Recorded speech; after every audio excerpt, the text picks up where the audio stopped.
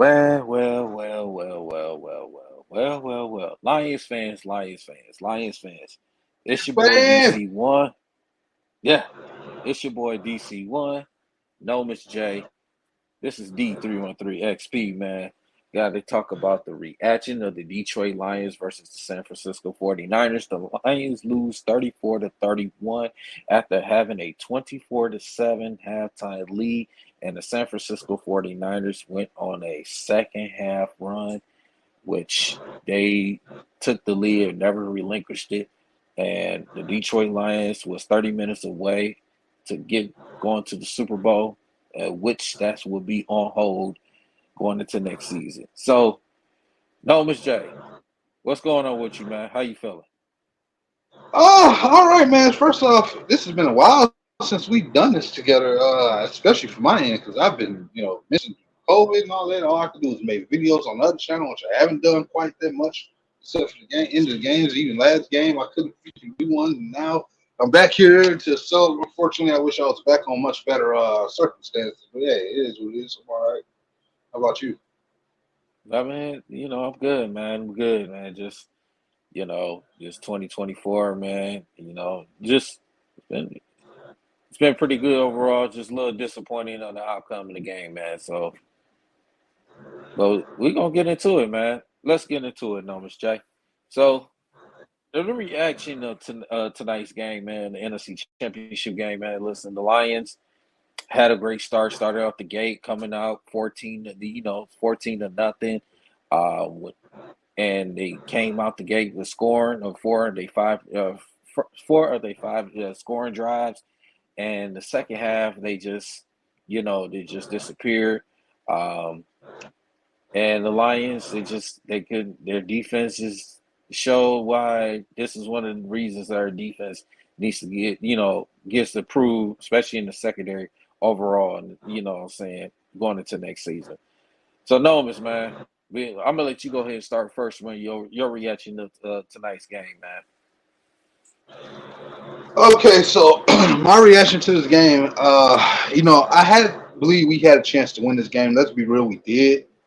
But there was a part of me that wondered that our youth and everything else would show up. When I say our youth, I don't mean the fact that we're a young team where a lot of our most productive players in this postseason period have been from our rookies and secondary players. But what I mean is that I felt that the Niners did show some resilience in the last game against another young team, and I said that the Lions were going to win this game.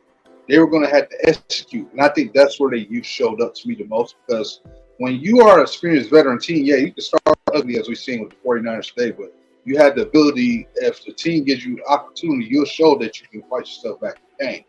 And that's just kind of what happened. The Lions had a taste of they, being a young franchise on the up and coming, and they had their first nasty loss that was right there, 60 minutes away from making a big game of all. They that team just they couldn't do what was necessary to keep the game flow. Like I say, you started off good, but kind of let your foot off the gas in the second half, right? Wasn't executing properly on both sides of the ball. The play calling was very sus. Another element that I'm not gonna name was very sus. You know what I'm saying?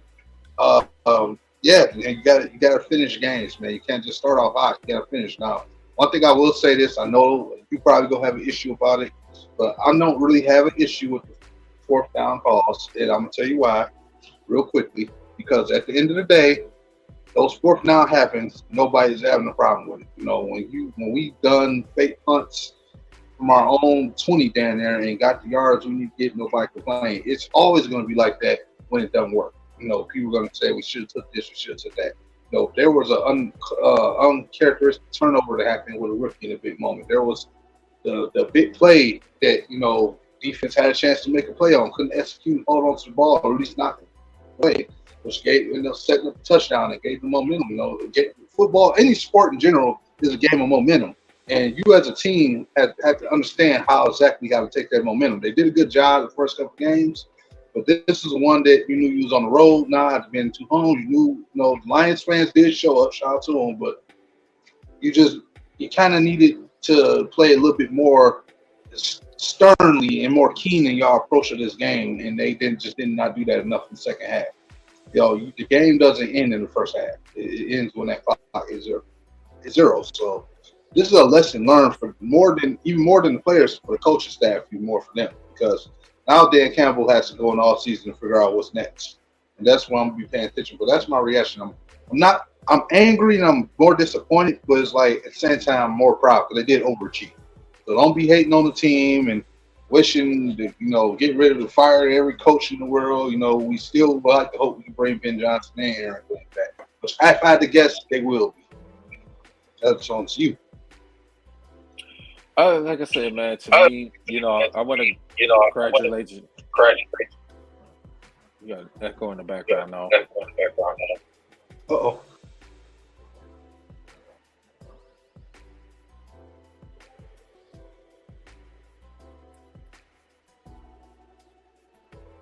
Got a little echo in the background. Sorry, the technical difficulties. But yeah, How about still now? the same though. You go ahead and talk. I'm just here. All right. So yeah, it just like the reaction to the game today, man. The Lions, like I said, they came out, started the drive hot. Jared Goff, the Lions with the play calling in the first half, how they was moving the football. It was definitely it was a good first half for the Lions. So they took care of business.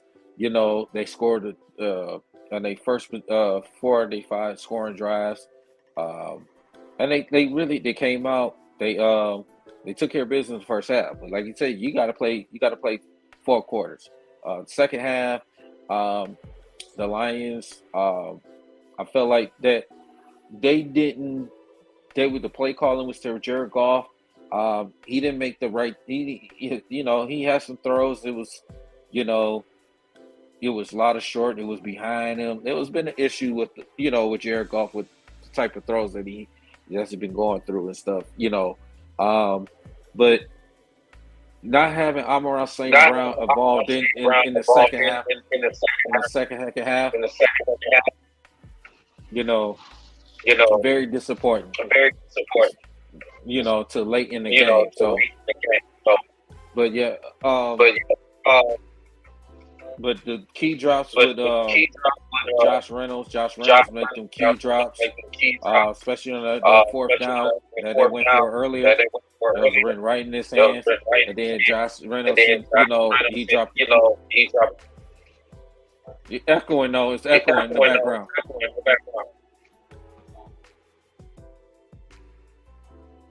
Technical difficulties. Yeah, but so the Lions had many opportunities, saying to win this game. Like you said, the key drops, the fumble the fumble by Jahmyr Gibbs. It was a bad handoff. Jahmyr Gibbs never really had a full handle on that football. So I gotta put the blame on Goff on that one situation. You got to handle the ball better than that, and also too that just the second half of the play calling, man. And St. Brown just honestly didn't get involved until late in the fourth quarter. It was just very disappointing, in the second half. The Lions just did not come out. They was, aggressive like they were in the first half. You got to give credit to San Francisco, man. San Francisco made some adjustments in the second half. And the Lions, it was poor tackling on the defense. Had opportunities to get Brock Purdy down, and he made some key runs, especially on third down. The drive killers. The defense has got to make them plays. Christian McCaffrey, even though he didn't run the ball that great, but he made the big runs he needed at the most. So you got to give Kyle Shanahan and San Francisco 49ers credit. They came out. They came out with a game plan in the second half. And, Lions is, going into this offseason, they got to improve. They got to improve. They got to get that secondary together. They got to get that linebacker together. So, I believe the Detroit Lions will be back around next year contending for the NFC Championship game. So they just got to address some stuff in the offseason.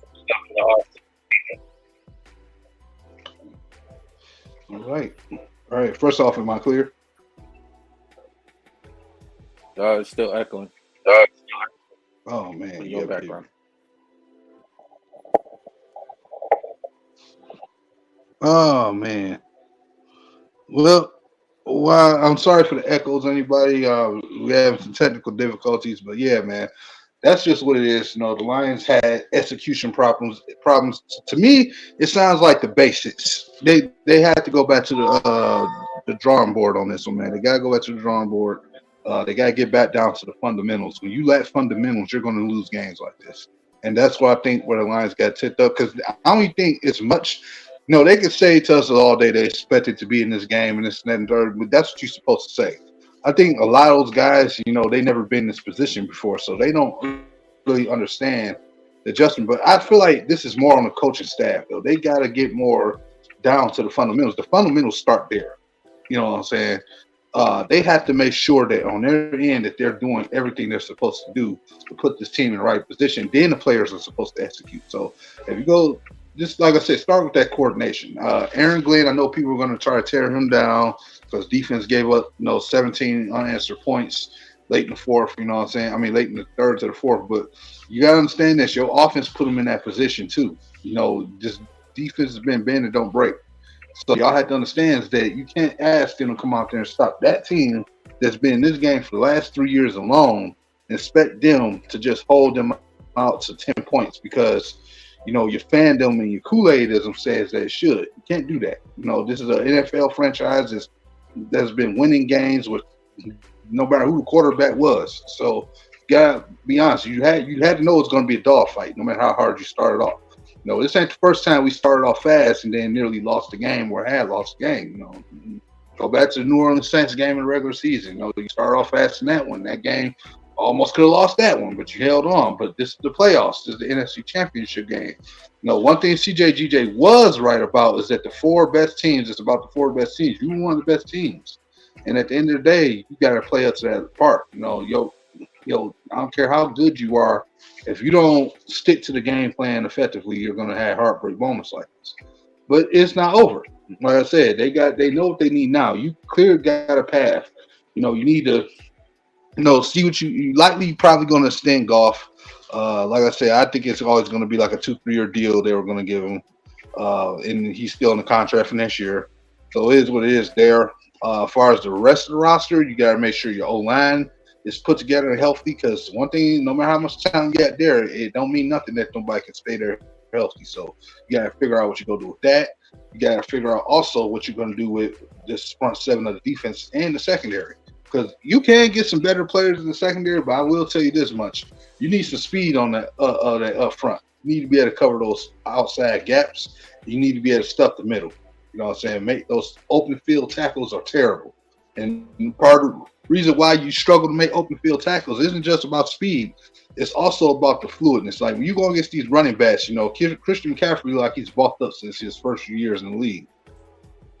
So when you look at him, you need guys who have that same athleticism and that they can match these runners. So when it comes to those open field tackles, they get burnt, it's not for a 10-yard after the game. You need guys who can speed but also can tackle. You know what I'm saying? Like at a certain point today, that I didn't realize that, and that's why I was like, man. Last week when we were going against the Bucs, I was like, man, Lavonte David still got it. I know Gibbs did what he did, but Lavonte David is a pro. What I saw out of him is exactly what we need in linebacker. Like that's a prime example. And you need guys that that can play big in big moments. So that's what they need. They need playmakers on defense now. You got a base. You got a good base of a roster here. You able to win with that. Lions can go out there and still show that they control their destiny. And that's just what it comes down to. You need help all through the levels of the defense. There's no scientific way to put it. It's just what it is. You got to focus on this defense. It's all. You know what I'm saying? Coordination is to me more the problem with the offense. Now and it's really a simple problem to fix. It's something that you can handle in the film with, to be honest. You know what I'm saying? Get a healthier player for the offensive line or so. And then maybe if you can get a veteran receiver that can really be that impact player, yeah, cool. But at the very least, you can fix a lot of these problems with coordination. And this game is mental. So at the end of the day, that's what the Lions got to do. They got to get back to the drawing board, and they got to get back to basis and keep this team, afloat. What do you think about that? I agree 100%. I agree 100%. You can't argue with that at all. And I just think that the Lions now they going into this offseason, they know what they got to address. Brad Holmes, what they're gonna do as far as in the draft, and what like you said, what you need to get more athletic in the back, especially in the secondary. You definitely need to get somebody to help Aiden Hutchinson in the first. You need to get the pass rush, you need to get better linebackers on the defensive side. So, I mean, the Lions had a great season. They overachieved. Nobody expect. I mean, we as Lions fans didn't expect them to make it to the NFC Championship game, make it to this far, And like you said, it's been a great season for their standards, and we're definitely looking forward to it. Going to Bree, man, what's up, my guy? Yeah, Bree, Yeah. Bree,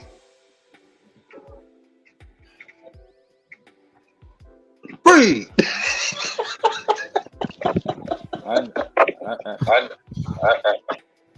I don't. It's okay, brother. I almost I know. feel like crying in this game, man. It's like almost. It's just. Tell them how you feel, son. Tell them how you feel. Because I had tears in my eyes before I started this. It took me a minute to get myself together. I did. You ain't wrong.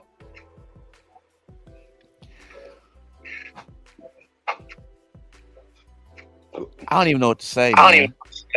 I don't even know what to say. Well, one thing I can't do, I can't blame Jared Goff for this loss. I can't blame him for this loss.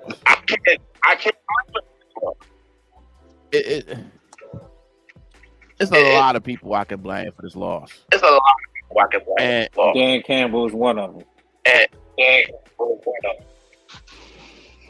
yeah, I would mostly blame Ben Johnson for being too damn conservative.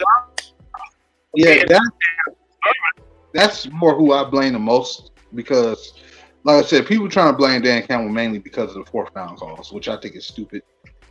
Better throws, receivers catching the ball would make that play come a lot better. I'm gonna just say that. But no, you gotta understand. But no, you got to understand too. You in the NFC Championship game, and I get it. You want to be aggressive. You want to be aggressive.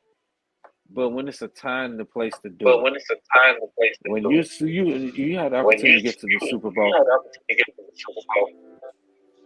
you left. I get that. Points I get that.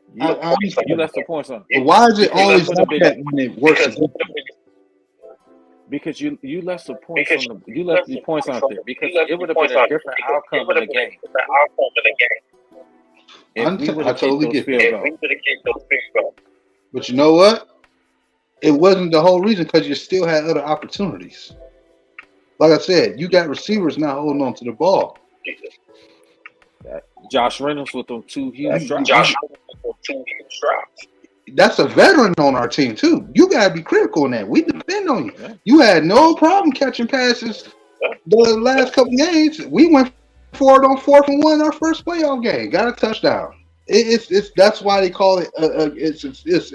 It's more of a sudden death down. I get it, but it's still a down. The real problem is the players aren't executing. Same as you can blame these poor piss ass open field tackling. That's another problem. So let's go for all those two. The whole point of the bill was to build a team that can contend. So far, boom, we did that. The other part of this mentality thing that I'm trying to get y'all to understand is this.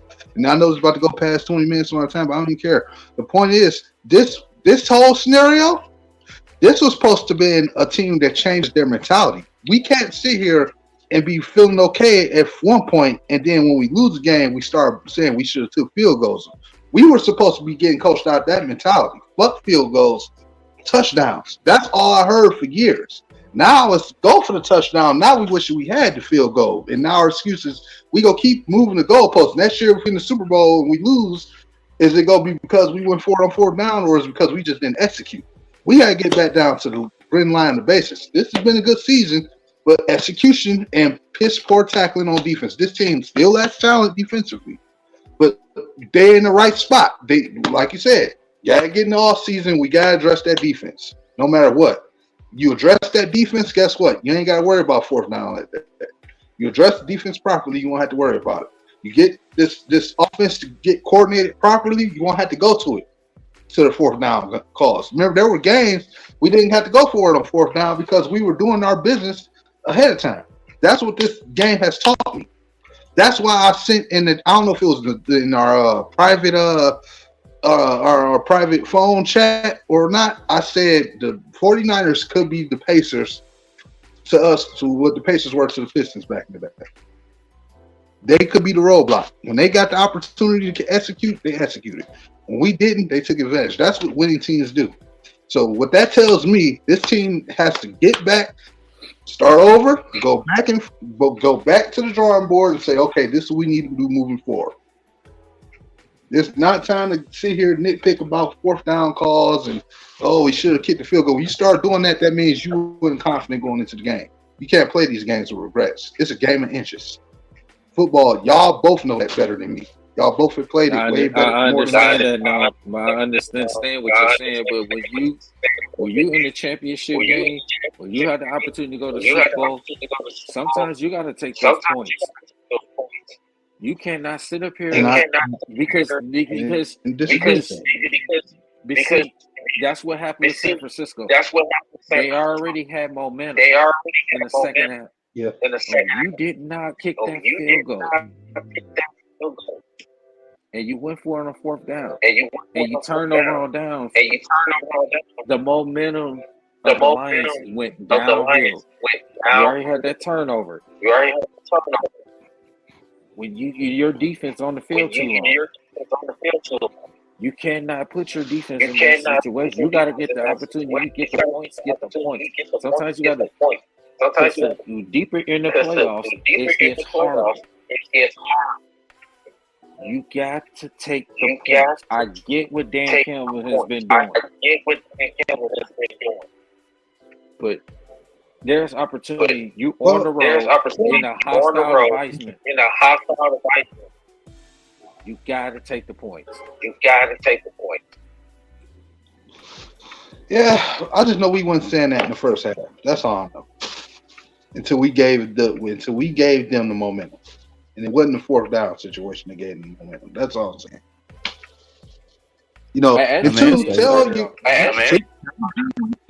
Terry G gonna get a better kicker too.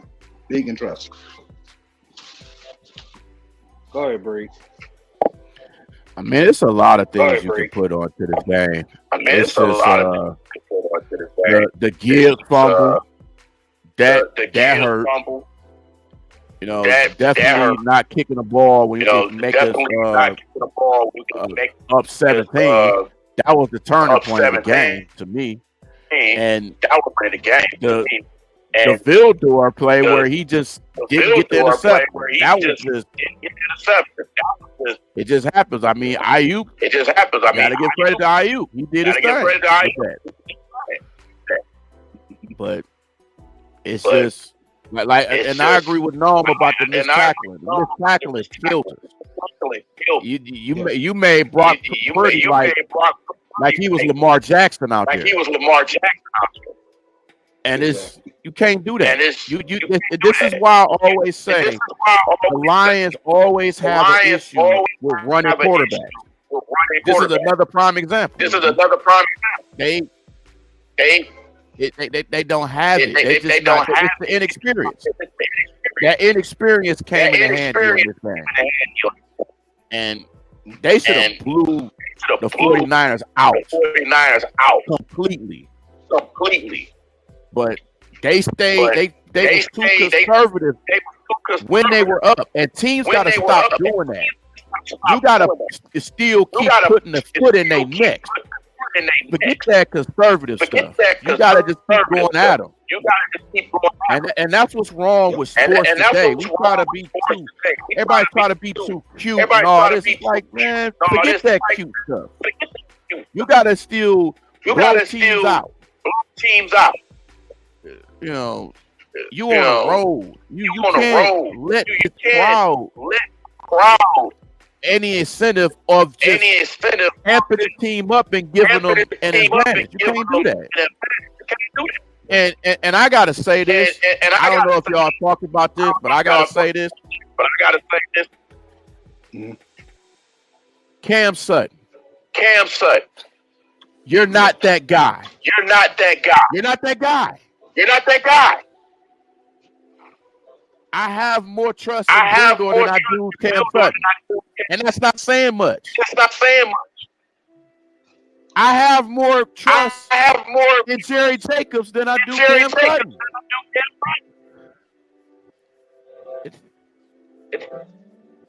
Don't do it.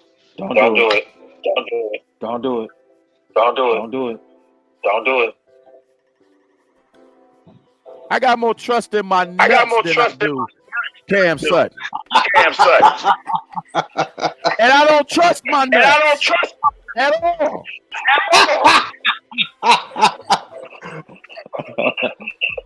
Nah, these same two dudes that chew me out when I say synonym for OnlyFans.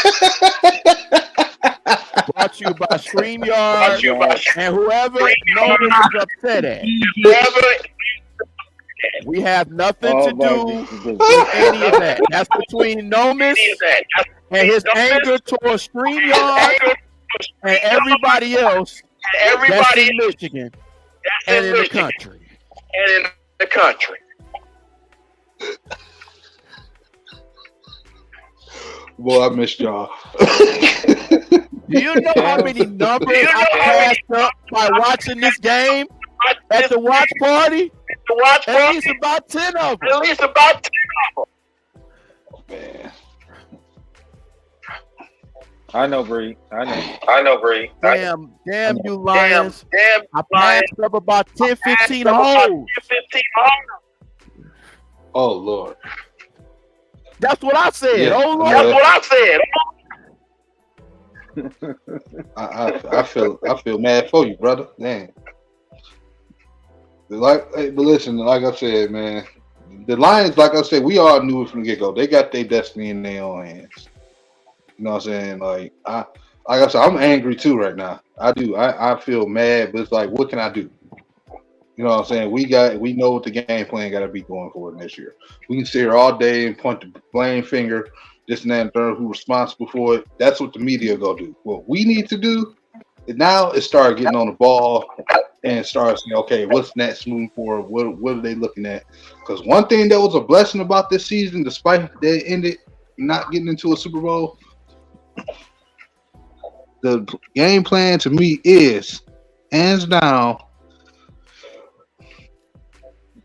for not this off season gonna feel a little bit shorter because we were in the playoffs so long. Now we get to sit here and get into this free agency, seeing what's next with moves, who they could be tracking for this draft, getting prepared for it to be here in the city. Yeah, not trying to give you a consolation prize, but at the end of the day, we still did better than the cow bitches, and that's what I'm happy about for that, as far as that concerned. But I'll say this much: they gotta get back to the drawing board. They gotta realize what they lack as a whole team. Now, I know we love this culture stuff and this high character stuff like this. You had 3 years to do that. This is the time now to add guys in here. Regardless if you think they're so culturistic, not everybody's a bad guy to have on the team. Okay, you allow CJ to talk all the smack he talked, who to me got us intentionally penalized too, by the way, today. And people might forgot that. Like, you literally went and hit Debo in the back on that interception. You didn't even have to do that. We still scored, but you still didn't have to do that. You know what I'm saying? That's we don't need guys doing that. I understand you want to be the villain and all that, but villains are smart, calm, collected guys that know when to do the villainous work and show their angle. You know, like Joker and all these other guys. You gotta learn how to be the villain the right way. You know what I'm saying? Running your mouth and doing something stupid ain't gonna do nothing to hurt your team. That's an example of it. Rasheed Wallace was a villain, but he knew how to be a villain. To me, a little bit better. You know what I'm saying? That's the thing I'll say about this much. But yeah, we know we need dogs on this defense. We need guys that we know when we put them on that starting lineup, they gonna be just like Hutch, not coming off the field because they too damn good. When you Brian Branch out there, you don't see them taking Brian Branch out there to put Will Harris in. No, because Brian Branch got that spot locked up because he legit. When you look at Aiden Hutchinson, I said him. When you look at some of these other guys, we need playmakers. That's what you need now. So at the end of the day, it's time to hit that next level. Yeah. No, it is what it is. I agree. It's time to take that next step. I ain't saying go out there, spin all your cap up and trade up for these big name players. I'm just saying it's time to get some guys who can come in and start for this defense. Why are you laughing at me, Breed? Because you bitching Will Harris. Why you wishing Will Harris? Oh, my bad. I mean, it's the truth. You know what I meant. You know what I meant, bro. No. Tell him to stay in bounds and don't tell him to pull Chase Lucas from stepping down the end zone so he can pin him at the one. Brought to you by Jesus. Jesus and Modelo. Right. Oh man. So, I said, man, we definitely look forward to going to this offseason. Like I said, a lot. I know Brad Holmes and Dan Campbell. They got to address that secondary. The biggest thing to address that defense. We got to get a pass rush alongside with Aiden Hutchinson. Yeah, we got to get that secondary. We got to get some athletic secondary. So we need everything on each level of that defense. Yeah. Linebackers is the real big one to me. We need guys. I mean, I love Jack Campbell. I know he's a rookie. He's got a lot of promise. But the rest of them guys, linebackers, we need to address that. We need guys that can cover. Yeah. We need guys that can tackle. Brock Purdy should not be looking like Lamar Jackson. Brock Purdy don't even run like that. And you had him looking like Lamar Jackson and Patrick Mahomes. That's disappointing. Yeah, he had a Brock party. Exactly. That party. Hey, now I do want to switch minor gears for a second. Now, no, I know Bree in the mood you in right now, and I know it's unfortunate. First off, people who don't know, Bree is a very loved member of this group because one, he's our layers of the group where there's places he can get to we can't, and he is our season ticket holder of our a lot of our teams here. So it's a lot of information that he has just being in the atmosphere. That's what we love and appreciate about it. So I just need to ask you, man.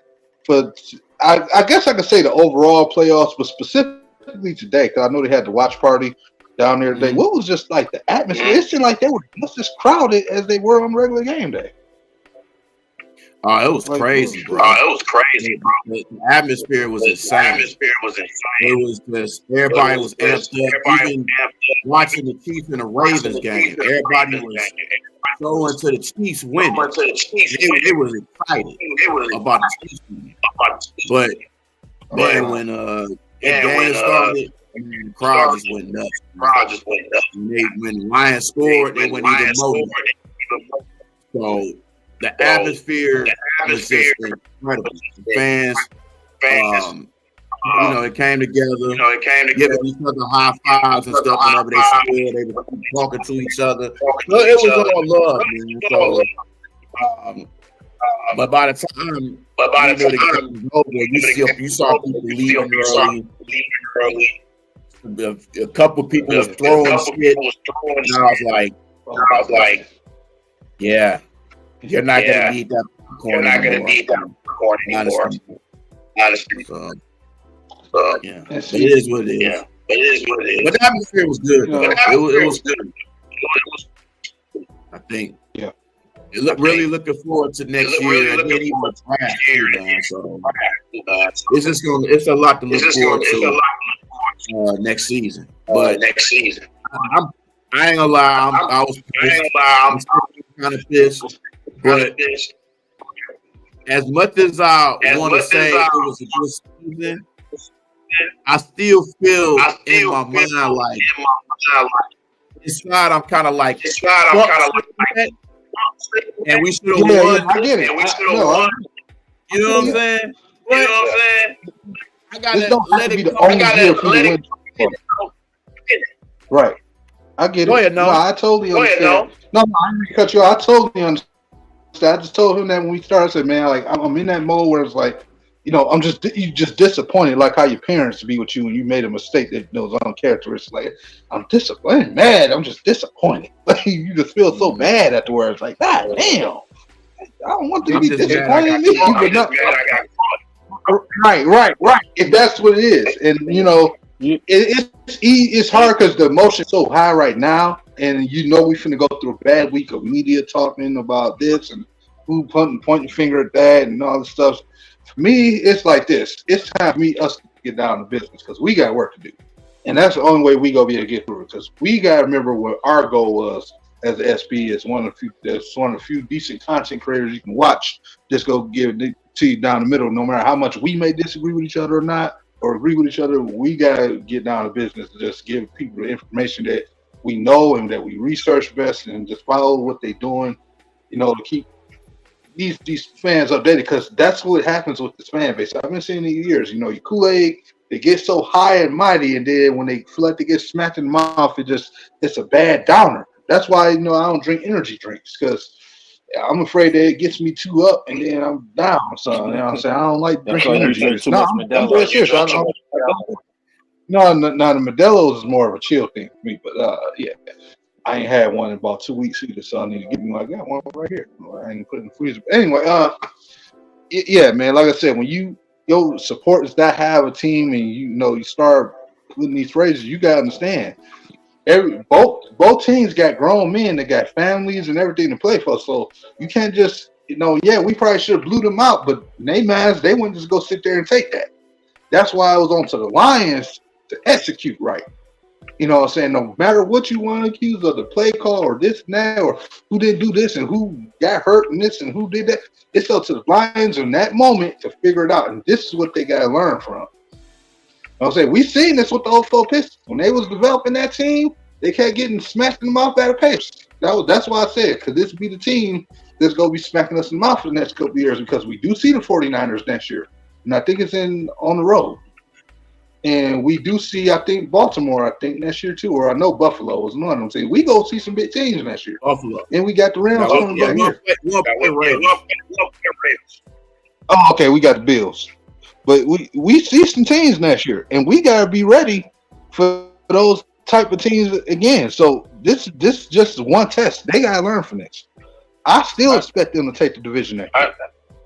I'm going to say this. Yeah, the opponents, yeah. Yep. Yeah, the opponents, yeah. Okay. Yeah. I'm gonna say this. I'm gonna say this before we get out of here. Yeah. I'm not gonna say the Lions team remind you exactly how the 2018 Jacksonville Jaguars. When they went on that magical run, went to the AFC Championship game, had the lead, going to the fourth quarter, and they had the opportunity to beat the Patriots, Tom Brady, and Tom Brady won that Super Bowl. And Jacksonville was the way they dominated. That's how the Lions. That's how the Lions won. Like how the Lions in this game. They dominated in the first half. And then the second half it disappeared. Yeah. And you know how that situation. The Jaguars. They could not recover from it. Yeah. And now with the Lions. I don't want to. You got there. To the championship game and then turn around and have a disappointing season. Next season. We want to get better. Like I said, the off season is very important. Especially on our defense. We don't know what's going to happen. Johnson or Aaron Glenn, are they still going to be there? We don't know. Well, I'm gonna say this though.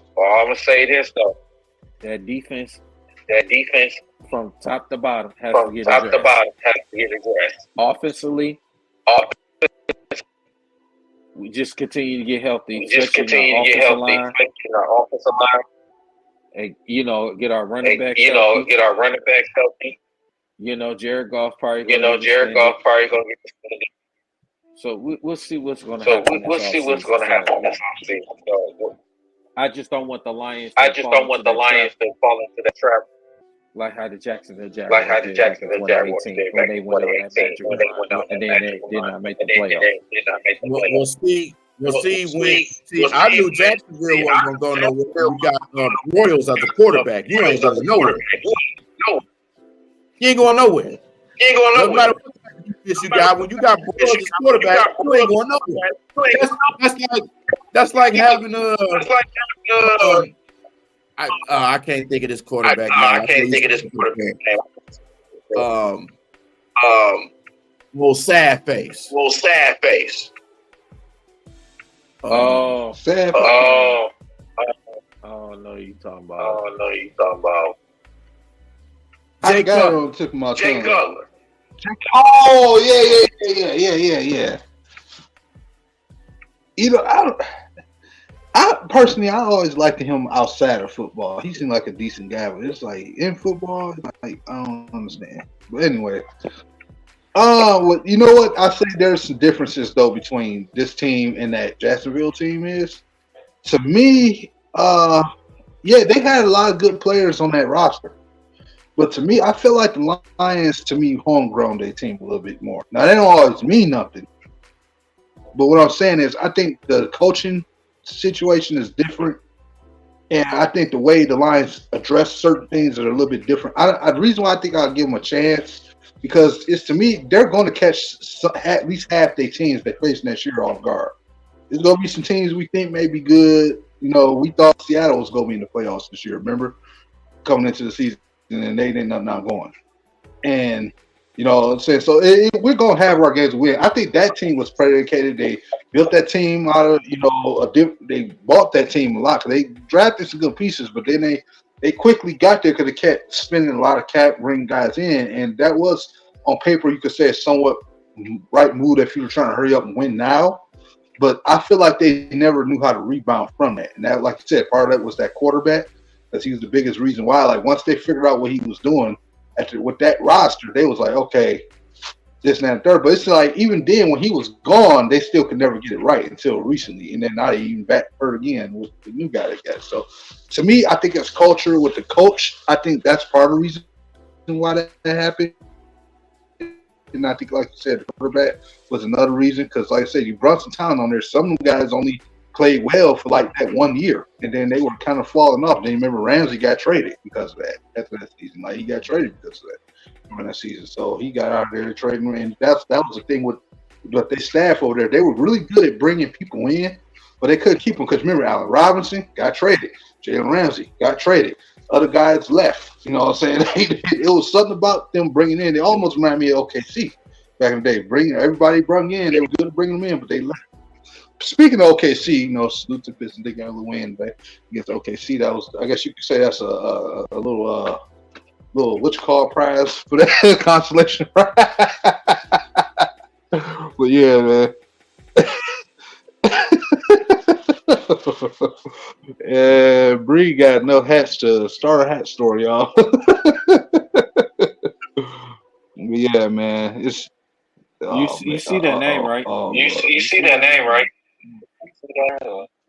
Yeah, Westbrook. Man, I swear, I hope we play the Clippers and whoop their ass, bro, just to stick it to Daryl. Well, anyway. Hey, man, like I said. The Clippers are going to beat the shit out of them.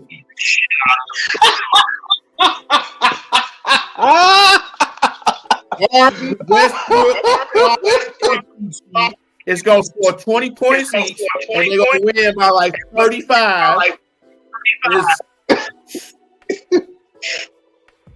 No, not. We got Monty Morris back now. You see what they did to Boston yesterday. Blew them out. Hey man, hey no, we got the lone hero Monte Morris back. We ain't worried. Anyway, we gonna go out there with Monte Morris and whoop their ass. Anyway, like Monte Morris, I don't know who that is. No family that got that big ass booty, but keep bringing them to the game, please. Bringing them to the game. Somebody need motivation to come in the game. Somebody need motivation to come in the game. Like, damn, look at that. Just shoot threes all day.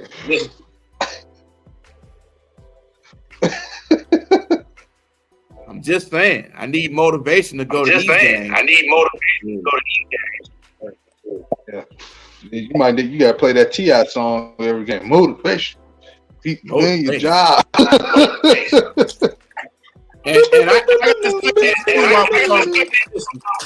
why in the world did Cade not play this game? Lakes, knee. What, I read the report. What it was? It was knee management. Is why he didn't play because of knee management. They probably thought they wouldn't go win this game, and then they said if we actually won, then they thought they were smart. But yeah, as long as Josh didn't stay away from the kids, it'll be all right. They was doing him all game. Of course. Right. Terrible. They need to boo Malachi Snitch Drews. That's what they need to boo. That's why I call her Malachi Snitch Drews. Oh God. Talking about Malika Andrews. Malika Snitch Drews. Okay. I call her Malachi Snitch Drews.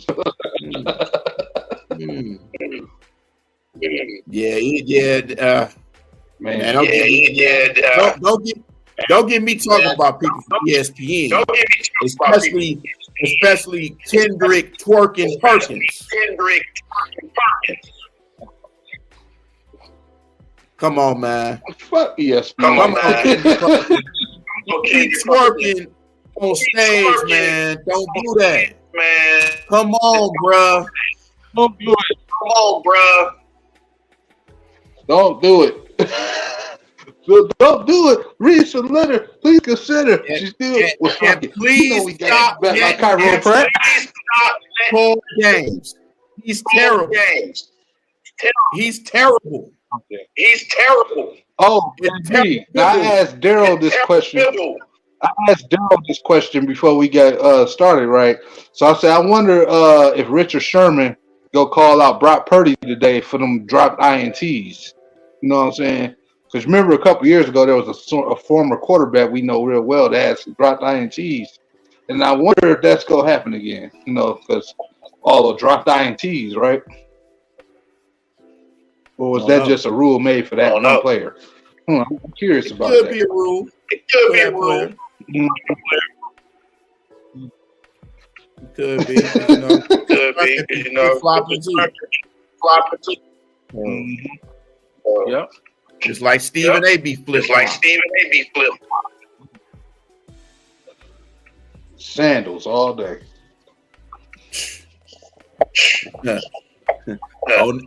Wearing them Yeezys. Floating through water. Yep. Oh my God. Well, man, that Ravens game, man. I'm gonna say this. San Francisco is going to beat Kansas City. And it's not going to be even close.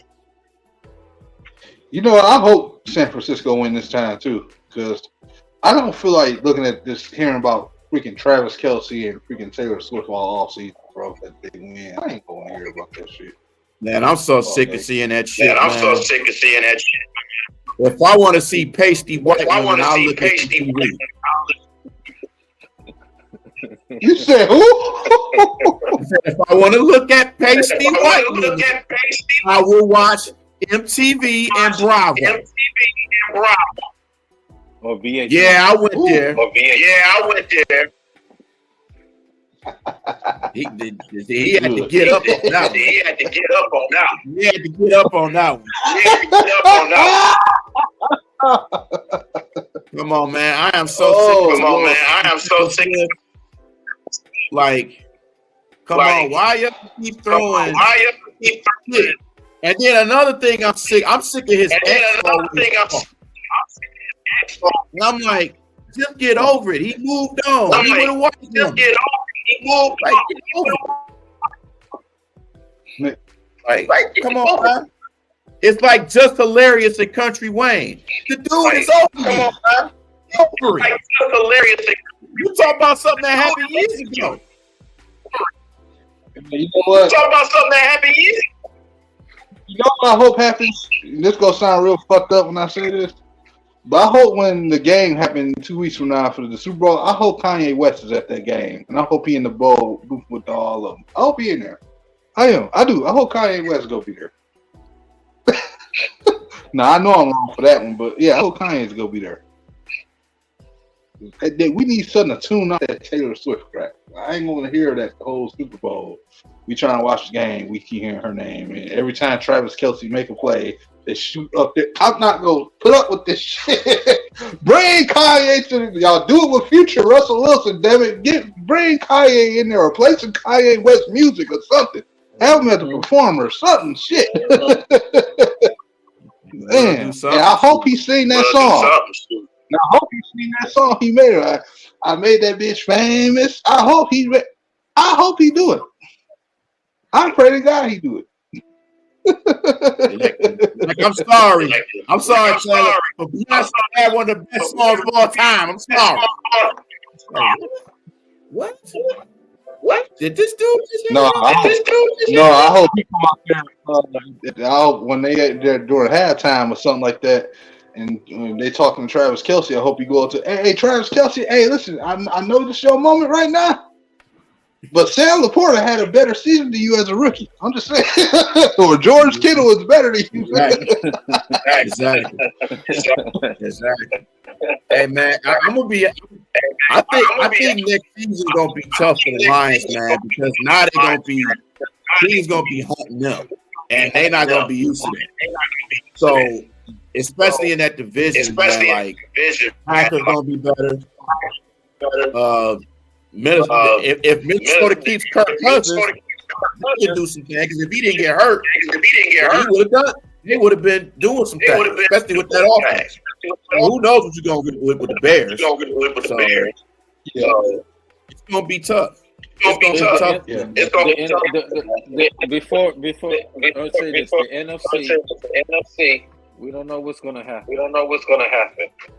My Eagles. I'm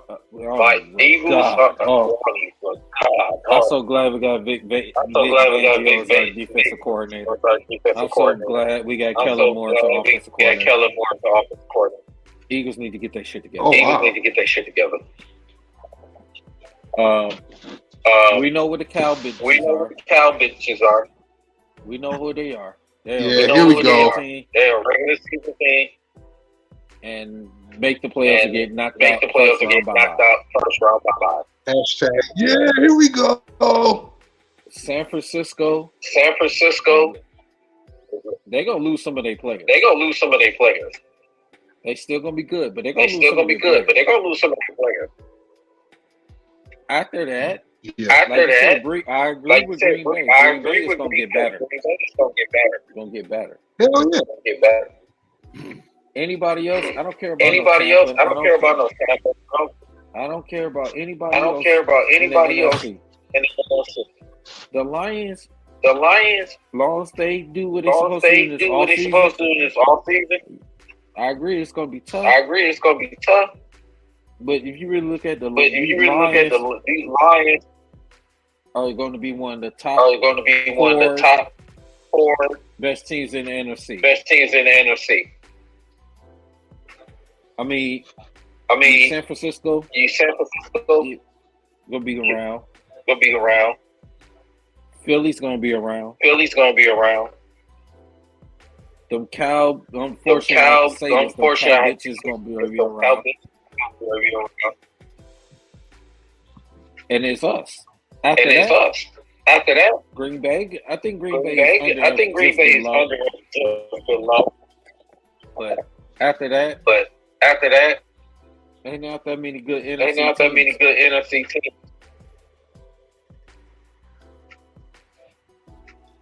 Like we said, the Lions got to make not only the right moves, but they got to make sure when they play these teams, they got to have the right mentality too, man. You got to come in, you got to focus. You got to go through each level. You got to focus on winning the division this year, and you got to start with your divisional rivals. All the mother trying to win all these little cute outside games and more focused on that. Nope. Focus on your divisional rivals this time, because that's gonna be right there. No matter how many games you win outside, every team in our division can win 10 games. But if you ain't winning enough games in your division, you're not winning your division. And that's where you gotta start. You gotta keep on restarting. When it's time to start focusing on Super Bowl, this time remember what you felt last year. The pain you felt how your season ended, right in front of your face. Absolutely. You know what I'm saying? We could talk about how the stuff that happened in Dallas and stuff like that, getting screwed, and what if we didn't get reported for eligible and all that crap. But at the end of the day, there was a missed sack in that. That was a missed sack in that game that should have been easy. Derek Brown. It led to a touchdown. There was stuff that happened. You got to make those plays and make them right there. And that's just what this team got to learn to do now. This is on the coaches and the players. And the fraud, everybody got to do their part. From the front office down to the practice squad player. Got to do your part. When we evaluate, this ain't the time to go, and not trying to make it a Brad Holmes bash or anything, because it's not what I'm doing. But this ain't the year to go sign and draft injured players you got to wait on for like 8 months when the season starts. You need to get some guys that can literally come in and help you on that side of the ball. No more Emmanuel Mosley projects. I'm done with that. We need healthy guys that can stay on the field. Those Zach Ertz either. Didn't even play. Sign him, didn't even play. See why I said what I said, though, right? That's why I said what I had said, because I was like, at this point, you better off just moving Kabinda at tight end and telling Rodrigo to play tight end and fullback if it was that serious. Because I said, it's one game left. You should have made this a week or more ago when you thought you could have needed it, when the kid first hurt his knee. You know what I'm saying? But it is what it is. That's why I'm telling Brad Holmes, it's ain't the time to be taking no more injured player projects because it's upside. You need to hit on, period. Wherever you bring it here, you need to be hitting on. None of this, my feelings, I got to go with my feelings and my emotions and how he makes me feel when I talk to him, stuff ain't go cut it. It's time to get some playmakers. I agree. Yeah, I mean, you got to get them. Yeah, I mean, you got to get them. When you go on the draft, they got to go defense. All defense or majority. Because you need, like you said before, you gotta have somebody. You gotta have a DN because you can't rely on a Liam McNeil, and Jones, and Cominsky to put pressure constantly in these games. You know, even a lot like when Derek Barnes got hurt, that changed the game. Completely. But you have to have guys. They will. You know, but you still gotta have. You definitely need corners.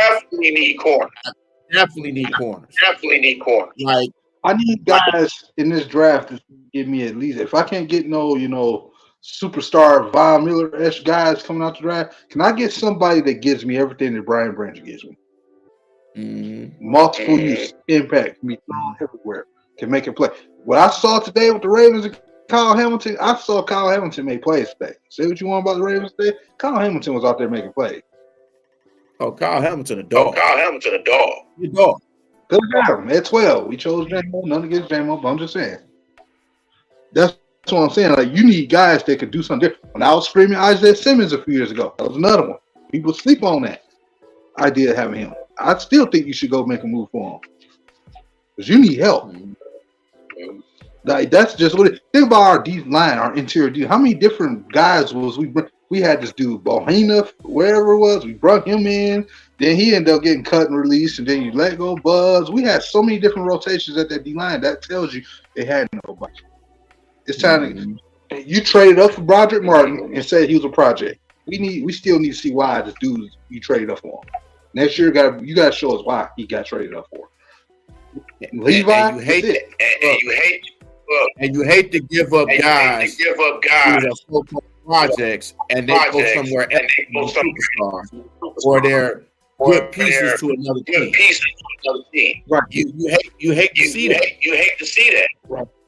You know, but at the same time, all up. Like, can't give up on it. Yep. So, that's why I'm calling Levi out. Right.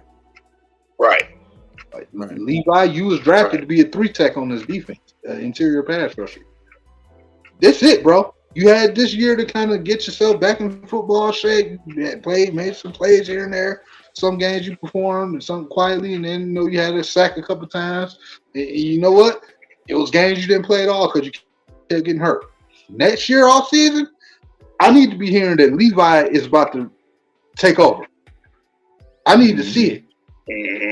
When I see him play, I need to see that this dude is legitimate out there. I need to see some impact because they was willing to trade up in the first round to go get you, knowing you had an injury. I need to see some results from him. I need to see why Broderick Martin was traded for and drafted. You got to tell me what Benito go be if he go still be here. Whoever you bring on this front, and Pascal too. I know Pascal had some solid moments these last couple years, but it's time for him to show why he was brought here. And he got to stay healthy. Too. That's what I'm saying. I can't, keep going with these project guys that stay hurt, and then you bring them in telling us they all this and that, and then I'm seeing PFF scores and all this rank shit that didn't mean absolutely nothing. I need results. You can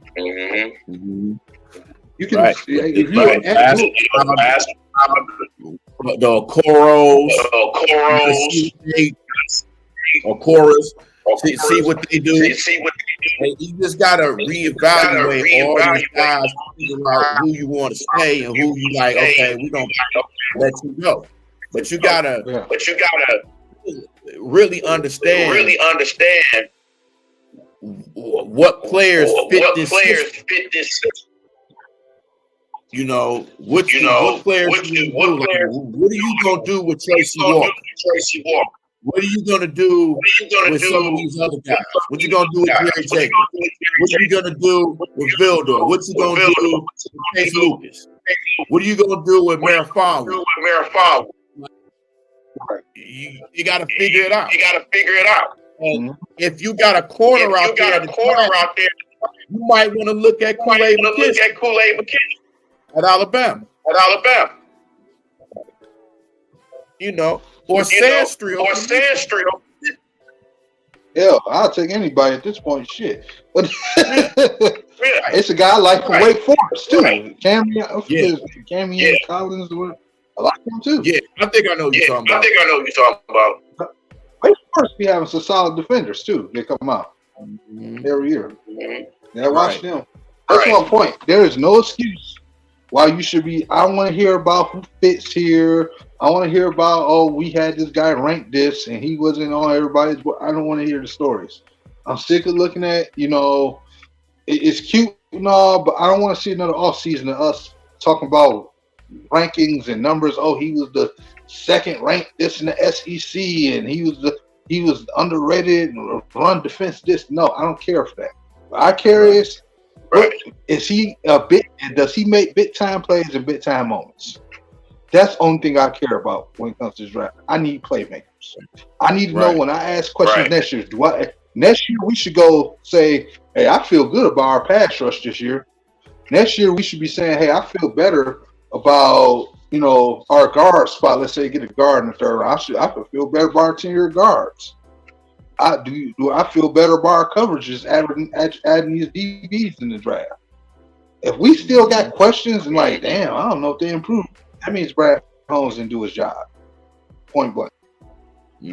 Because at the end of the day, you have to help your coaching staff out.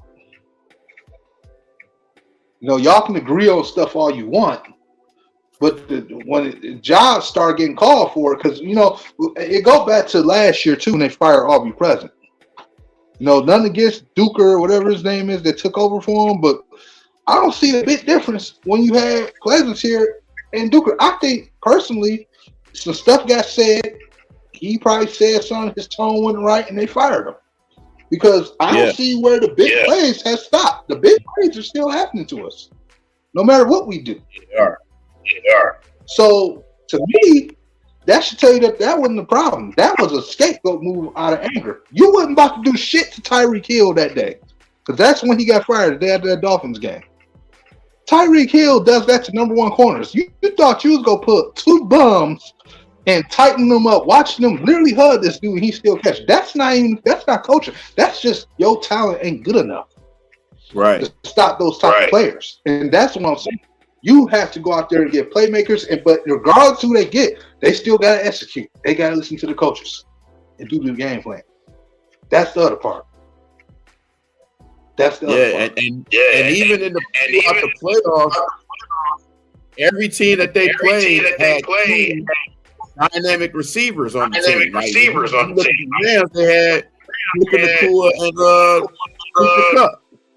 The Buccaneers, they had Mike Evans. And then this game, you got Samuel and Ayuk.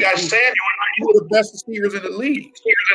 So it ain't much you can really do with those guys. Then when you got Kittle and you got McCaffrey, that's a tough task for any defense. So it's like you do what you can. It's only so much you can do. Offense will get it going, and they got experience. Like they've been in these situations. They know what to do. It's nothing new. To them. For Brock Purdy, him to be this young, he already has the experience because he's been through that. So this is really nothing to them. To the Lions, this is something new. Like this inexperience, type of game will help them in the long run. This game can learn, like, hey, you got to put your foot on it. You can't stop. And that's how it is in the field. When and I agree with you on this, when there's point, take the point. It's only so many times go fourth down. You have to take points. If 3 points is there, you take them. You don't have to go for it on fourth down. There's times when you like, okay, we gotta stick with this field goal. You gotta get 1 point. At least you got some points. So it's what. I'm not disagreeing with you on none of that stuff you said, because some of the stuff I alluded to before you even got in here. Now, this is what I will say with this about the field goal. You're 100% right. The only thing I will say is this. From my experience as a Lions fan, I know you experienced it too. We have seen so many times where the Lions will take the points and they still come back and lose in the last 2 minutes of the game. Yeah. We sit here trying to figure out what happened. And then what did we say? Oh, well, we kept going for field goals and we weren't executing right, and we had to settle for field goals. That's the whole reason why I said I didn't have an issue with 4th down, because if you execute properly, and it goes down, we sit here talking about how Dan Campbell got bit steal balls. Yeah. Versus, oh man, he shouldn't have did that. That's what I'm saying. When he go 4-on-4 now, your coordinators gotta say, you know what, y'all, we need to run this play. It's the simplest play we can run. We do it all the time. Jared, you gotta throw the ball right at the receiver. If the ball hit inside your hand, you gotta catch it. It's that simple. Football is a simple game. It's a game of inches. You know what I'm saying? I don't know how many times people go realize that it's a game of inches. You can't, just because you look at some stats or you look at this and then the third, or you think you got your favorite college players in the draft, that don't automatically mean nothing. You have to put your team in the right position, and you got to execute, man. The players got to execute. Everything can look good on paper. You know what I'm saying? We won the paper Super Bowl for like the last 10 years because of our drafts and stuff like that. But we end up in the Toilet Bowl usually in there. So that's what I'm saying. Like, I need the Lions to get everybody in their position, like on this team, got to execute from the front office all the way down. Like I said, they got to get the right guys in here, man. I need to know. I got questions, and I need to see the answer. Those questions be answered in that offseason going into the season. You know what I'm saying? And that's just they got to give us potential. They got to give us something to feel good. Remember how we felt like this offensive line could be good when we took Sewell? Because we said, okay, we go put Big V at right guard, which he played well that year when he was available. Keyword when he was available. And we knew he was getting Radnow back. We knew we had Jonah going to left and obviously Decker, right? Even though he started off the year hurt. When we initially drafted Sewell, we all knew that the offensive line, it should be no question because, like, you got your tackle now on both sides of the ball. And they end up being better than we thought because they started off unhealthy. He had to jump back to the left side after practicing right. He still performed. So that eliminated the questions for us the last couple of years. That's the feeling I need to know for the rest of the damn team. Every one of these spots. They need impact players still on both sides of the ball. But they need more impact on the defense than anything else. And then another thing we did not touch on enough. And I think with drafting a guy like Glasgow, that will help him learn from guys like Jackson, Decker, and all these guys. That'll be good for him because he'll the ball and be like, hey, this is what they teaching me and all this. So I think that'll be good for a young guy like him to learn from him. So you talking about who? You talking about Soros? You said Soros? Yeah, the offensive line. Yeah, Superstar, that was good. You know what? I already said the Lions need in this draft at least about that third round pick. They keep all four of their picks, let's say in the first 3 rounds. Well, one of them third round picks, you got to take the best center on the board. Either that or in the second round, you got to take the best center because you want to put, at this point, the Lions seeing Frank Radnow is getting banged up more and more each year, right? So you might want to keep yourself prepped. You don't want to just have only Glasgow on the depth chart. You want 2 guys that can probably play that position. So that way you can have some depth there at the center, and you got still guys that can move from the left to right guard spots. Right. The only thing you need to do is mainly stay healthy, and that's what I think I would go from that point. They got to look at the center position at some point in this draft. But for me, this is another thing too, man. What I had one issue I had with this game more than anything. What the hell took them so? Why the hell do Jameson Williams keep getting hold? This dude once you got him going the very first drive, wouldn't that click into y'all brain to call some plays for him for the rest of the game? Yeah. Like y'all wait again to the last minute and he show up for time and time. What is up with this? Right. Damn it. Next off season, I better see him officially a part of this offense. It's time. If you give him the ball, good things happen. You gotta do it ahead of time. Because it's so many times where the ball has been overthrown and he's back to the football. You have to throw it to him ahead of time so then he can be gone because none of these 49ers corners can cover him. They can't cover him. When he's in open space, he's unguardable. He's on Tyreek Hill. Nobody can mess with him. how open he was today? Very. And it's like, get him the ball. I understand we love Sam Laporta, but bro, come on. Like, damn, man. And it's just so. I mean, the drop balls really cost us, man. I mean, from St. Brown, who's nearly sure-handed, he missed it, and then the Josh Reynolds. It's just like, it didn't make no sense. It didn't make no sense. Man. Josh Reynolds, St. Brown, he's had his jarred out of him a little bit today, but bro. What the hell was Reynolds on today? And then I see you laughing on the sideline. I didn't think that was funny. No, I didn't either. You know what I'm saying? Bro, it's like you like this, and I'm like, just catch it. Like I said, we not bashing the players. I wonder. Not to cut you off, but it all. When Gibbs fumbled, that was we just knew. Yeah. Because they just had scored on us, and then as soon as we get the ball back, we fumbled. Like, that was the killer right there. That was the official killer, yeah. And that was killer. But you know what?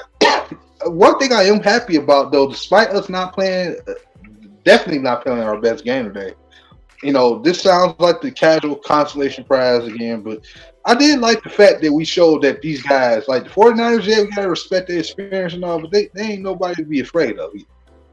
Right. So like you said, we really blew this game out. Yeah. But this looks like we got to execute. We should have scored at least about. Hey, go get me started. Like I said, they got to recognize who the hot hands are. If Montgomery is giving you all the tough yards and he bursting through, I understand Gibbs. Gibbs was supposed to be in the relief today. I know Gibbs is the hot guy. You want to see him play. But if this is Montgomery's game, you got to let Montgomery do his thing. Montgomery is getting 5-6 yards of carry. Keep giving him the football. Please. And then with Gibbs, you can't run towards Fred Warner. He's the best linebacker in the game. You can't do that with him and Greenlaw. You can't do that. Warner is the best linebacker. Like, you can't do that. I let you test the speed and everything. As good as Warner is, he can quit. Yeah. Like, he's not an all-pro. Yeah. Hey. Had a chance to draft him? Bob. Yeah. Oh, yeah. One of them IQ dumb. Mm-hmm. But you just gotta stick with what you have, man. That's how it is, man. If you know, this team is still young. But games like this, real quick. And now they know what they have to do.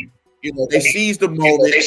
Now they know what they have to do. Next year is going to be tough for them. But I can see them getting to this point next year. If they concentrate and defense better. And if Goff is healthy, and if he's not afraid to run sometimes.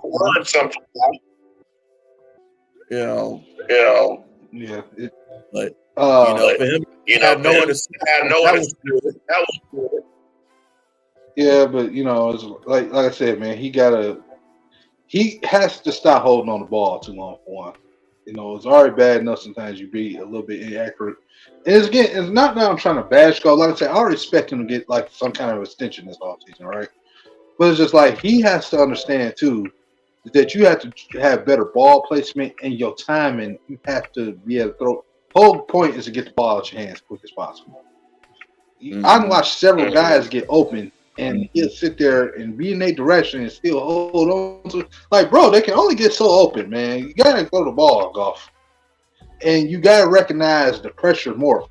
If I'm Jared Goff, man, I'm watching as much Peyton Manning and Tom Brady film as I can possibly watch this on TV.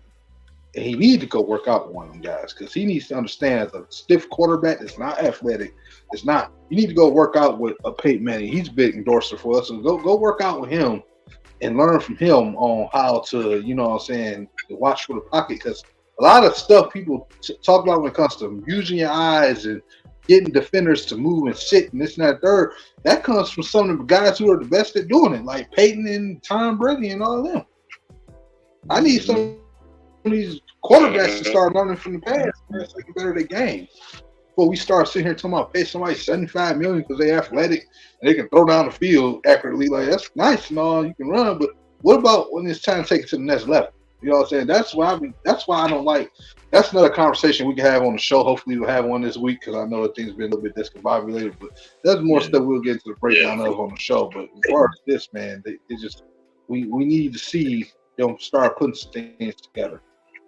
See, in a prime example, what you just said is Lamar Jackson. You can be athletic, be dangerous, and all of that. But if you can't get to that Super Bowl, and you can have all the good seasons in the world, but if you can't get to that big game, you're just going to be known as a pass scrambler type of quarterback who can't come to get to the Super Bowl.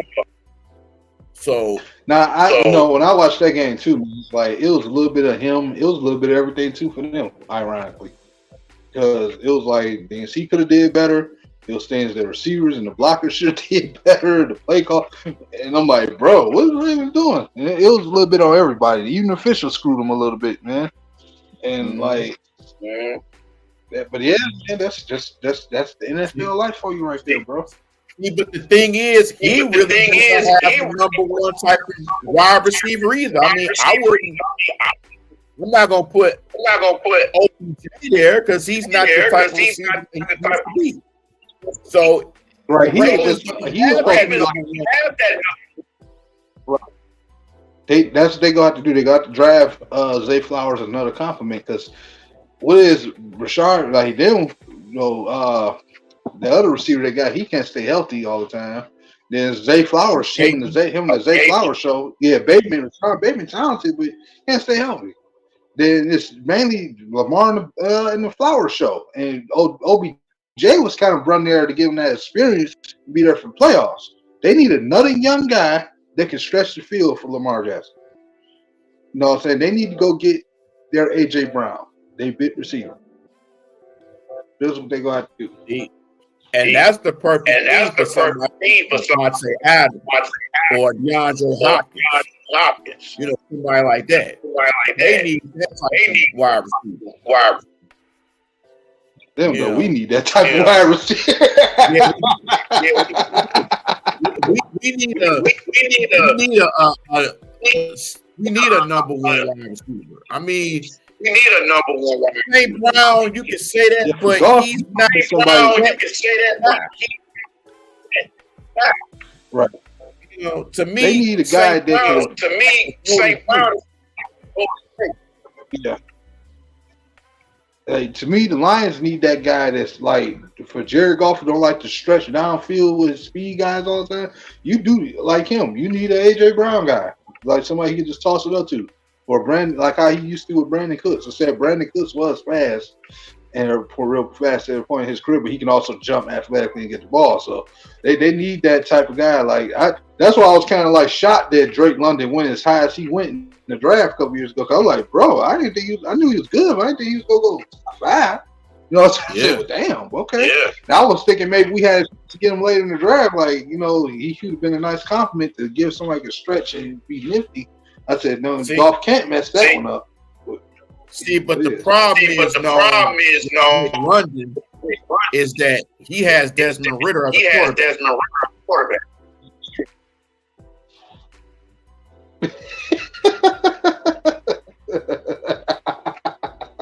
I'm just saying. Yeah. No shade against Desmond Ridder. No, get me wrong. But he's just not it right now. We'll see what happens with him when they get into another system. See how they look, depending on whoever. I think they just he's not ready like Zach Wilson. I'll take Ridder over Zach Wilson. I'll take Ridder over Zach Wilson. I ain't going that far with it. Damn. Not the MILF hunter, but nah. Shout out real quick though to all of the head coaches that got hired, man. Specifically Raheem Morris and Antonio Pierce being brought officially back as the Raiders head coach too, man. I know you talk more about the Lions right now, but I just want to shout out and I like seeing black coaches get opportunities. So hopefully, and still salute to Ryans as well, D'Amico Ryans as well for the season he had. And I know it's not we being racial, but at the end of the day, we don't see enough for our kind becoming head coaches in the NFL and getting the success they had. So we hope for the success of guys like Raheem Morris and Antonio Pierce to be as successful as Ryans was his first year. What I'm saying, of course. But at the end of the day, it's 3-1-3 for us. So it's MCDC for us. So at the end of the day, but yeah, I just wanted to send that out there, man, to those coaches, especially Antonio Pierce, because I feel like I had a theory. I'm gonna run back. I can't wait for the show this week because I'm gonna really run something by y'all because it involves our division. So I'm really, I can't wait for that this week. I'm gonna just say that much, and y'all too, because we gonna have some fun to talk about this. You know what I'm saying? It's sad today, y'all. We had to deal with what we had to deal with, but at the end of the day, y'all, we still Lions fans here. We still got a team. We got something we can say we can be proud of this year. We no longer laugh and stop. You know what I'm saying? It wasn't like you came in this game and didn't look like you belong. You just made some mistakes that you can make an argument was your fault and you got to learn from it. But, you know what I'm saying? I'm pissed about it, but it is what it is. You got to move on now. At this point, now this turns into the off season. It's no more cute now. It's time to get real. Because they come, like Bree said, they coming for us next year, especially our divisional rivals. We barely got by the skin of our teeth dealing with these guys as was. So we know what the mission got to be. I don't want to hear next year about being patient, this, and that, and the third, because the way this year ended, ain't shit I seen that show patience. So it's time to get on the ball now. This is your way. This is as bad as it was. This could be something that really wakes them up, that really tastes bad in their mouth, and they're going to want to come in next year and get down to business. And that it's up to them. It's a mentality thing. Mm-hmm. This offseason going to show who's really invested with this team and what they're really about. They got to buy into everything. They got to just they got to get better. They got to get better. They got to stay healthy. You got to stay healthy. The team has to. I mean, who knows how we would have did if Khalif Raymond would have played. We got a healthy. James Houston. You can say he played, but he's not pretty healthy. It's just a lot of these guys banged up. But it's part of the game. It's just they had a good season. They had a good season. Nobody would expect them to go to the NFC Championship game. But this was an accomplishment. I don't feel like failed. I feel like 20 wins, and you've had two playoff wins. You haven't had a playoff win. So this was a major accomplishment. Bro, I was telling my mom and daddy earlier. I said I was still in your stomach when they was in this game last time. He was in this particular game right here, the NFC Championship. I was still in your stomach. I went board to 5-6 months later. Dang. So this is my first time seeing a Lions NFC Championship team win in a first home playoff game in my life. Like that was crazy. That happened in the city. The Bulls at Pontiac. Now it's in the city. And it's incredible the atmosphere in both of these games with the fans and how much are behind this team. It's to see it live. It's just incredible. But next season is even going to be more exciting. You got people on the season ticket holder list that's waiting for next year. They couldn't get these seasons, so they're going to be next year waiting. So the crowds is going to be even more crazy. You know, seeing that NFC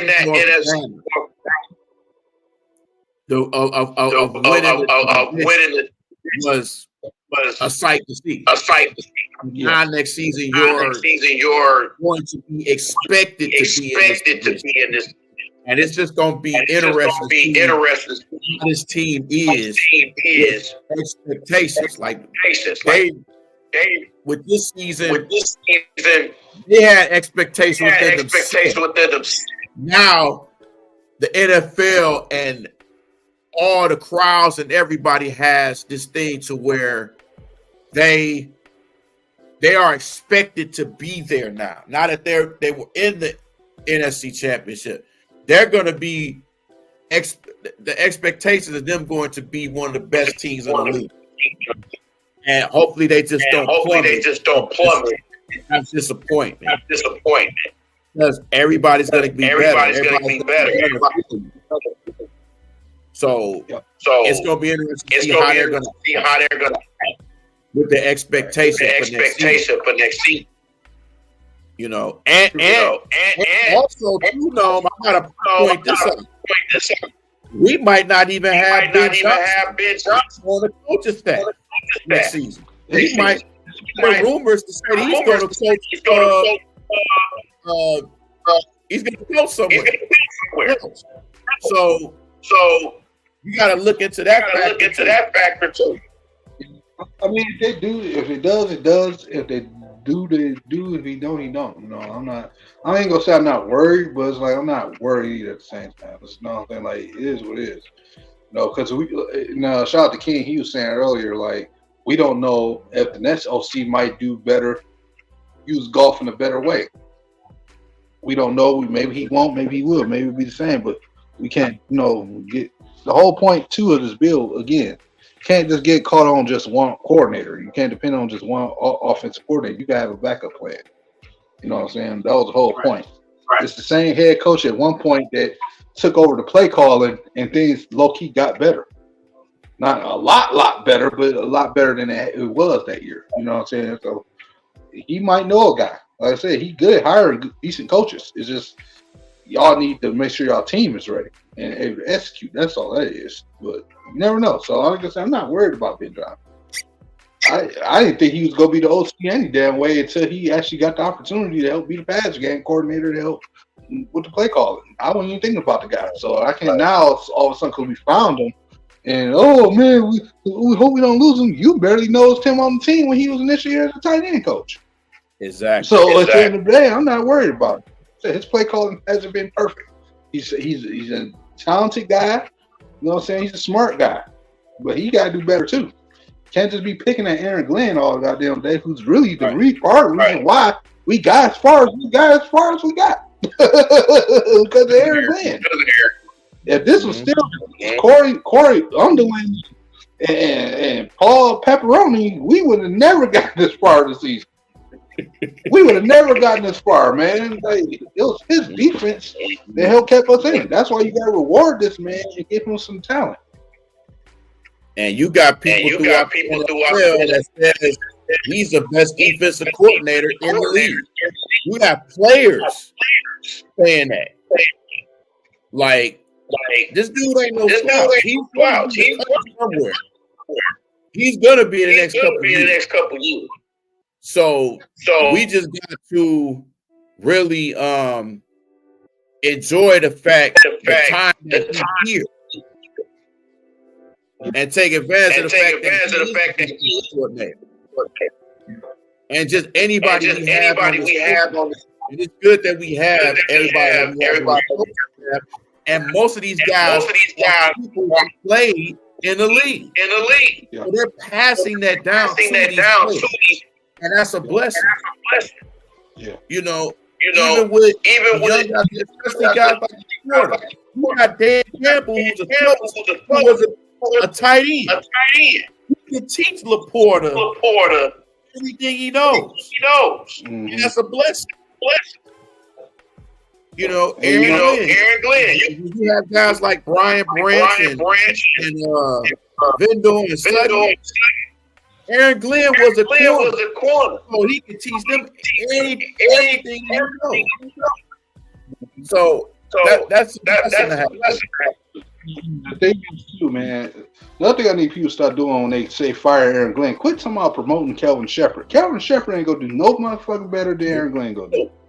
He ain't. What he gonna do? Sit there and talk about watering some plants and seeds all day, and his favorite pork chop meal. He's a new coach. He still got to learn his position, how to properly develop his position. How the hell he gonna become the defensive coordinator? Because you think it's just fire this guy and just put him there. He'll do. He probably don't even know how to be a coordinator yet. That's something to learn, bro. And we got to give praise to too. The running backs coach, we give praise to him for the job that he's done, especially with David Montgomery and Gibbs and everybody on the running backs. We got to give him credit too. Yeah, definitely. You know, but it exceeded expectations. You can't sit here and say that they're the same old Lions. It's not the same old Lions. But the same old Lions would not be in the NFC Championship game. Same old Lions would have had Corey Underland and still as defensive coordinator. So yeah. And I think we lost a fit too. By the way, I think we lost him as special teams coordinator. The same old Lions will be starting Will Harris. Yeah. You know. Yeah. I ain't gonna lie. They probably would have. Yeah. It would have been a corner, and you're like, what is Harris doing covering these guys? Like, what is he doing? You know. Yeah. We would still have power. Jamie Collins. Right. Now I will say this though. I salute my hat to Alex Angelini though, because I didn't know he had broken ribs or whatever, or cracked ribs or something he's been playing through since he came. Yeah, I didn't either. Yeah, he salute to him for toughing it out. You know what I'm saying? Like, but yeah, that's what I'm saying. You need, man. I keep looking at how Levante David. If we had a guy like that on this linebacker core, I know he's older. He still like he got juice. Yep. Boy. Yep. I love to have some Levante David on defense. It would just look entirely different, just him alone. But yeah, man. Yeah, man. And give Frank Ragnow for his toughness. Like, have both his legs and still go out there. Man, he get the Frank Like I said, he always gonna be one of my biggest gems because I remember when I researched and said we should take him in the draft, and these scouts and these analysts said he was gonna go in the third round. I said, no, I see first round talent with this guy. And my team turned around and picked him 20th overall. You don't know how happy I was about that. Like people, a Pro Bowl. Yeah, all Pro Bowl. And that's the thing, man. No, we guys like that. We need more guys like him. And at the end of the day, salute to Hank Fraley, man. He's still running strong. I told you, got to sneak and pay this dude like $20 million a year. We cannot lose our online coach. The versatility on his O-line is one of our strongest points on this team. Is our O-line. Yeah. Like you didn't see too much pressure on defense. I mean, you got Bosa a couple times, but other than that, you did. Goff really didn't get too much pressure. It's just the drop football. It's just that was a major thing. But these type of things happen. Man, this is a learning moment. It's a learning experience. and just use this game as motivation for next year. Right. So, real quick, Bree, you want to get into final thoughts? Because I think I don't know if I'm echoing or it's you or one of us. I think it's you. I don't know. Let's go ahead and final thoughts. Okay. Yeah, man. I know people are gonna be upset about this game, even though I'm still upset about it. But hey, man, you still got to look at it as it's. I know people don't want to talk about it. People probably gonna need a week or two or a month to numb away this pain, or they don't even want to watch the Super Bowl because of the Lions loss. Even I'm to that point too. But I just got to realize too, and everybody else got to realize, hey, man, they still had a good season. You got to tip your hat off to them throughout all the pain and just the injuries and everything. Like, who would have thought that we would be in the NFC chat like a game away from the Super Bowl? So you got to tip your hat off to the Lions, coaching staff, the owners, Brad Holmes, the Sheila Hemp, Dan Campbell, just everybody. You got to just salute them. Got to salute them. Now, if the Packers would have won, we would have had this game here. But, hey, it is what it is. Things happen. But, yeah, just shout out to the Lions, man, and just shout out to the fans who stood there from thick and thin, who's always been there, not these bandwagon fans who came out of nowhere. I'm talking about the true fans that stuck around this team even through the 0-16 teams, the bad teams, and just everything. Salute to guys like Michael Banks and all these fans who's been there for this team. So salute to y'all. Salute to the Lions. Salute to the Pistons who won 2 against OKC. Just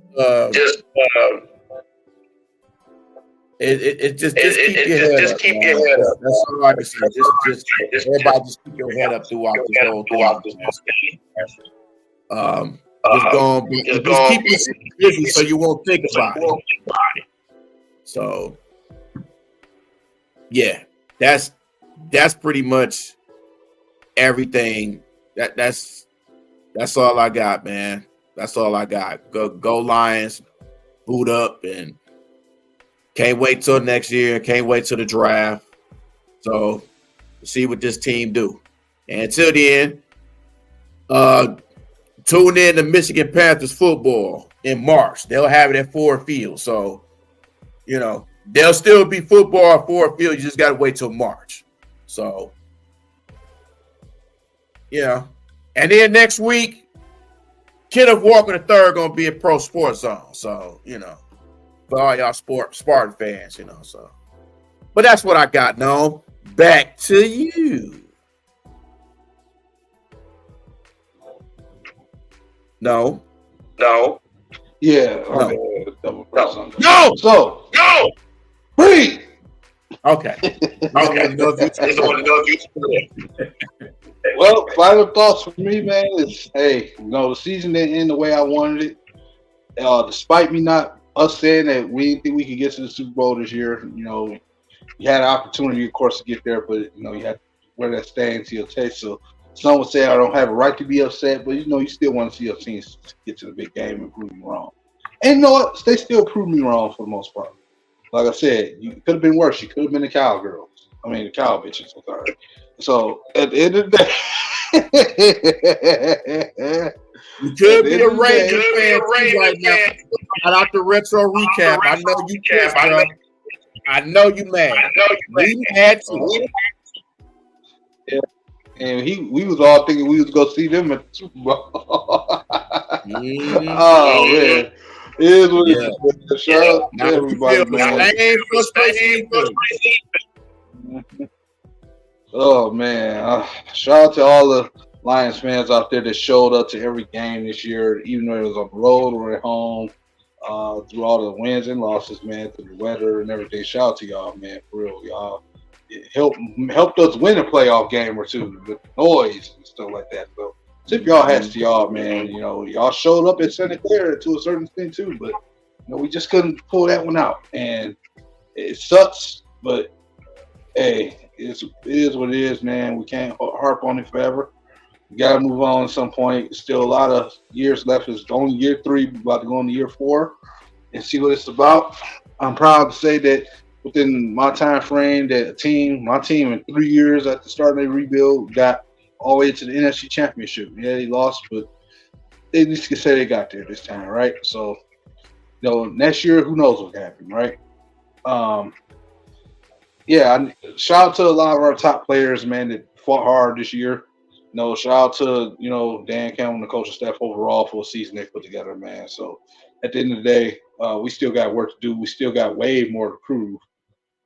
This is about getting to that biggest game, and we won't feel better until we get that win in the Super Bowl. But for now, I gotta let the Lions do their thing in the off season and let myself move on. So that being said, man, stay with your team. Don't let today's loss be the thing that tears y'all away from y'all team all of a sudden.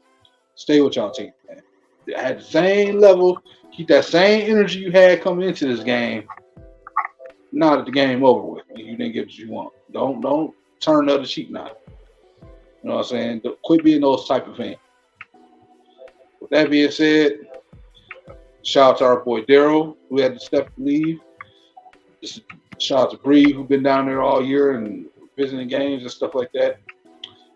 Shout out to all other content creators, man, out there. Everybody, Michael Banks and Football Bay and, you know, Kurt Steele and all the gang, all our past guests, man. Shout out to all the Dion. Maniac Tempsey, I beat you to him this time. Yeah. No, Lions Avenue, you know what I'm saying? All those guys, man, out there. Avery Giovanni, all those guys who've been doing content, man, for the Lions and stuff like that, man. Downtown Deuce as well. He's been putting in some shorts. Check him out. So, Man Beast Morris, Ray Moore. Yeah, Ray Moore and Man Beast, man, those guys. You know, Dante, man, on there too. So shout out to all them fellas, man. And yeah, man, it is what it is. Lions, they end the season with a 14-5 record between the regular season and playoffs. And you know what? Hey, it is what it is. You know, good game, 49ers. Y'all won. Luck in the Super Bowl. Please stop the Taylor Swift stuff from happening because I don't want to see it. And that being said, man, it's your boy, Numbers J. That's Breed, New Breed 213. We out here. Yes, sir. Shout out to Jim Harbaugh. Yeah, Jim Harbaugh getting the head coaching job for the LA Chargers. Oh boy, that's gonna turn out so well. Good night.